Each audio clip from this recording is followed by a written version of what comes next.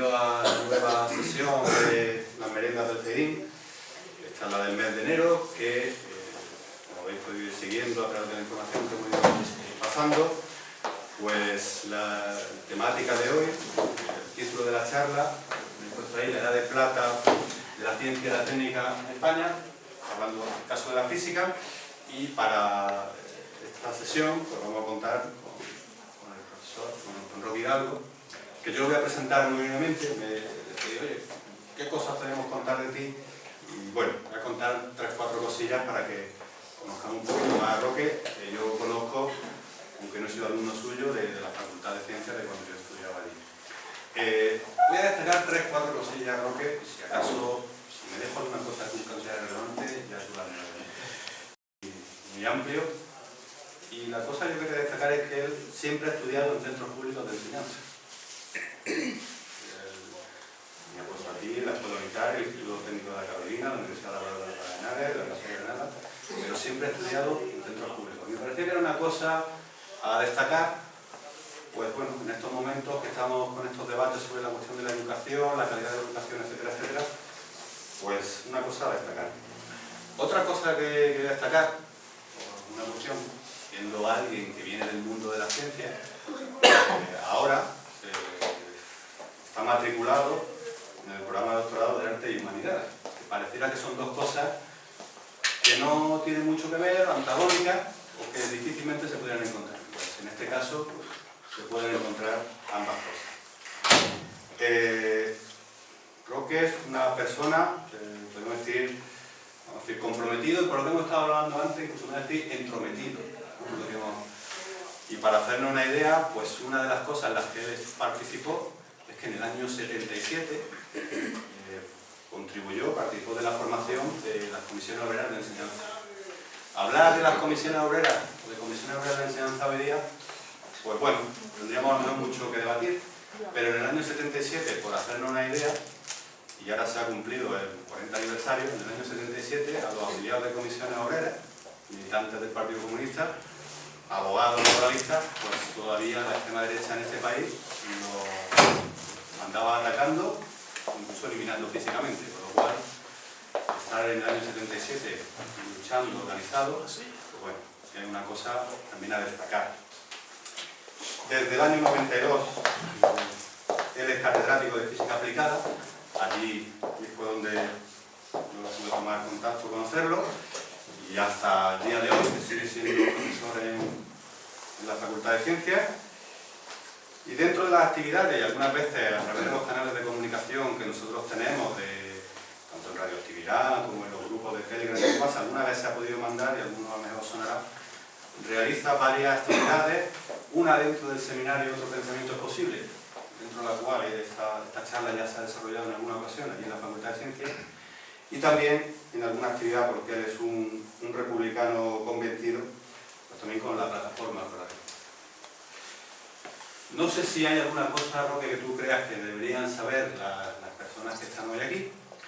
Si es así, ya te lo dejo que lo añadas tú. Yo no voy a extenderme ya más.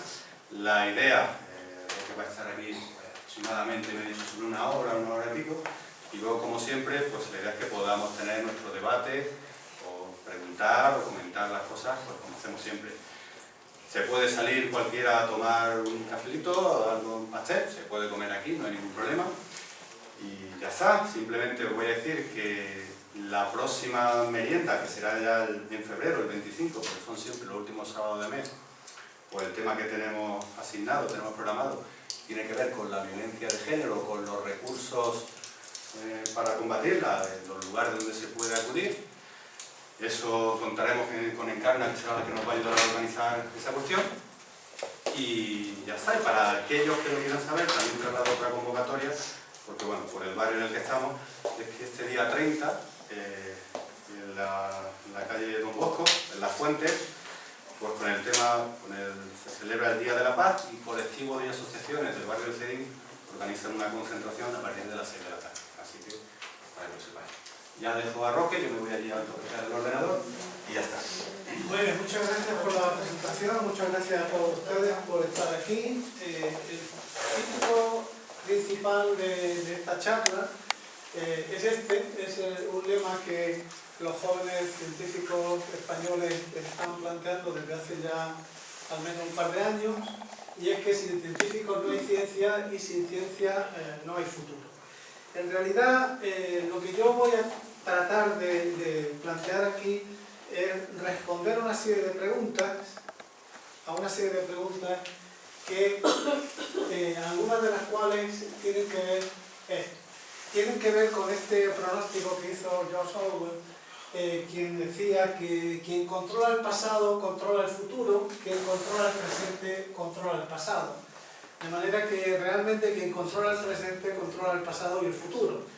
Y eso tiene mucho que ver con la visión que tenemos de los fenómenos sociales, de los fenómenos económicos, políticos, científicos. De manera que esta visión es la que planteo, ¿no? Y sobre todo, todo va a girar alrededor de unas cuantas preguntas que en el caso de la Facultad de Ciencias pues les puse preguntas incómodas, pero que me parecen preguntas esenciales que deberíamos de tratar de resolver en un contexto más amplio, ¿no? La primera pregunta es ¿por qué ningún investigador español en el campo de la física, se podría decir también en el campo de la química, por ejemplo, ha logrado el premio Nobel todavía? Esto es una cosa que puede resultar hasta un tanto curiosa o llamativa, o decir que ridiculez, ¿no? Pues el premio Nobel tampoco tiene tanta importancia. Pero en ciertos medios, el éxito de un país, científicamente, se mide por el número de premios Nobel que ese país tiene. Y es llamativo que en el caso nuestro no haya ninguno en el campo de la física, tampoco en el campo de la química, solo haya uno en el campo de la medicina, que su investigación se realizara en España, y hay otro que, siendo español, la realizó su investigación en Estados Unidos, ¿no? De manera que la primera pregunta que yo me hago y que le hago a ustedes es saber por qué, porque desechada la opción genética, ¿no?, de que estamos incapacitados para el pensamiento científico, que eso parece que de entrada se desecha, ¿no?, pues hay que preguntarse por qué no ha habido en muchos años ya de existencia de este premio nadie que en el campo de la ciencia física y química haya conseguido este reconocimiento. Hay que preguntarse por qué.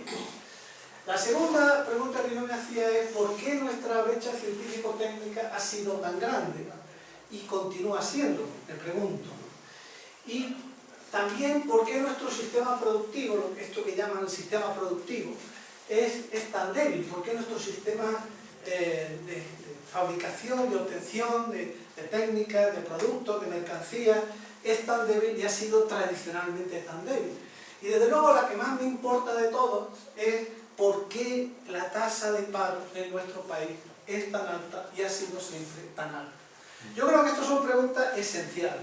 Para cualquier ciudadano que le interese su país, que le preocupe la historia de su país, el presente de su país, yo creo que estas preguntas son las que habría que hacerse en el Parlamento, las que habría que hacerse en los sindicatos, las que habría que hacerse en todos lados, porque responder a estas preguntas es responder a la realidad de la sociedad española. Y creo que son preguntas que casi nadie se hace, casi nadie se plantea, sobre todo en ciertos medios, y me parece básico preguntarse por qué razón la tasa de paro en España tiene que ser siempre tan alta. Bien, esta es una presentación que está a caballo entre cosas de tipo científico, que van a ver muy poquitas, y lo esencial, que es la historia. En el año 76, cuando todavía existía este fervor, ¿no?, por conocer, por reconocer, por investigar sobre la realidad, y concretamente sobre la realidad andaluza, pues se celebró en distintas universidades, pues fue una cosa muy curiosa, se celebró en Córdoba, en Málaga y en Granada, ¿no?, se celebró el primer Congreso de Historia de Andalucía. Y en ese primer Congreso de Historia de Andalucía lo que se planteaba era que realmente hay que buscar en el pasado la clave del presente. Somos lo que somos, y estamos donde estamos, y vivimos como vivimos, seguramente porque tenemos y arrastramos un pasado. Y hay que tratar de investigar por qué, dónde está la clave del pasado, para poder entender el presente. Y se planteaba una opción que los historiadores sigue todavía viva, que es esta de construir la historia, ¿no? Por eso eso yo lo que pretendo es hacerles una visión muy rápida, muy rápida, pero que va a abarcar 5 o 6 siglos de la historia de España, porque creo que efectivamente la clave del presente está en el pasado. Y para entender y conocer el presente hay que conocer el pasado. Por eso yo les voy a presentar muy rápidamente, en muy pocas transparencias, hechos que me parecen fundamentales de la historia de España, para poder entender. En el siglo XVI, Felipe II entiende que hay una identidad absoluta entre la ortodoxia católica y la solidez española, para lo cual estimula el trabajo de la Santa Inquisición, estimula la autocensura, estimula el miedo a la novedad y al progreso, y establece el estatuto de limpieza de sangre, esto de los cristianos viejos, ¿no?, que era en realidad una herramienta de exclusión social. Estamos hablando del siglo XVI. Cualquier libro que se editara tenía que pasar la licencia previa del Consejo de Castilla, a través del juez de imprenta. En el siglo, también en el reinado de Felipe II, y como consecuencia del apoyo a la contrarreforma, es una constante en nuestra historia es la historia del apoyo a la contrarreforma, siempre estamos apoyando la contrarreforma. Este es un ejemplo bien palmario, bien claro. La pragmática de Aranjuez de 1559 establecía que ningún súbdito y natural, eclesiástico y seglar, fraile o clérigo, ni otro alguno pudiera ir ni salir de estos reinos a estudiar, ni enseñar, ni aprender, ni a estar ni residir en universidades, estudios ni colegios fuera de estos reinos. Es decir, se prohibía expresamente que cualquier persona pudiera salir, no vaya a ser que quedara contaminado por la reforma luterana, por la reforma protestante. En el siglo XVII, ya con Felipe IV, se establece una reforma de las escuelas. Y esta es una idea que voy a repetir a lo largo de la exposición. La clave de todo está en la escuela. La clave de nuestro presente, nuestro pasado y nuestro futuro está en la escuela. De tal manera que fíjense lo que hicieron en el siglo XVII. En el siglo XVII se establece: sería conveniente reformar algunas escuelas de gramática en algunas villas y lugares pequeños, porque con la oportunidad de tenerlos tan cerca, los labradores desvían a sus hijos de los trabajos y ocupaciones en las que nacieron y se criaron, y los ponen a estudiar, de lo cual se benefician poco y salen ignorantes. La conclusión es que se redujo drásticamente el número de escuelas. El número de escuelas en toda España quedó reducida a 70 escuelas. El espacio que eso generó, el espacio formativo, de formación, de conocimiento, de alfabetización de la gente, fue ocupado obviamente por los jesuitas. En el siglo XVII todo el mundo coincide, es un siglo de decadencia. El imperio español entra en una fase de decadencia. La decadencia estaba motivada por una financiación escasa, por un derroche absoluto de la corte, por un nivel de corrupción elevadísimo, por una crisis demográfica producto de la expulsión de los moriscos y de las pestes que regularmente se producían, y por el trabajo de la Santa Inquisición. ¿Cómo es posible que en ese contexto de lo que estamos hablando pudiera subsistir durante tantos siglos el Imperio Español? ¿Cómo es posible que sin fabricar nada, los datos que se dan en el siglo XVI, XVII, es que por cada agricultor en Castilla había 40 parásitos que vivían de él? Esa es la proporción, 40 a 1, 40 a 1. ¿Cómo es posible que, sin embargo, ese sistema funcionara? Pues bien, la clave está en el dorado. Está en el dorado, que era un mito, pero en realidad fue en muchos casos una realidad. Simplemente les muestro esta imagen del Cerro de Potosí. Esto está en Bolivia. En el Cerro Potosí se llegaron a extraer 25.000 toneladas de plata de este cerro, que se llama Cerro Rico, en Potosí.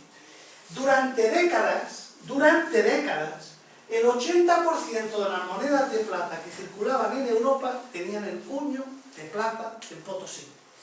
Y hubo incluso un año en el que se llegaron a sacar 220 toneladas de plata. Esto es lo que explica el por qué una metrópoli que realmente no producía nada, no fabricaba nada, no tenía nada, hasta el punto de que toda la manufactura que se exportaba a América se exportaba a través del puerto de Cádiz y era británica. Esa es la explicación por qué en Cádiz hay tanto apellido inglés. Todo lo que se exportaba de España, entiéndase metrópoli, a sus colonias era esencialmente manufactura británica. Y lo único que se exportaba de aquí era aguardiente. Aguardiente era el producto mayor de exportación de la metrópoli a sus colonias. ¿Cómo es posible que eso se mantuviera y se mantuviera tanto tiempo? Sencillamente porque había metales nobles, porque existían metales nobles y esos metales nobles mantenían y eran capaces de mantener. Es una sociedad que no necesitaba producir nada. No había nada más que parásitos de todo tipo, generalmente asociados al clero y la aristocracia, y ese clero y esa aristocracia vivía a costa de ¿qué? A costa del material noble que se traía de América.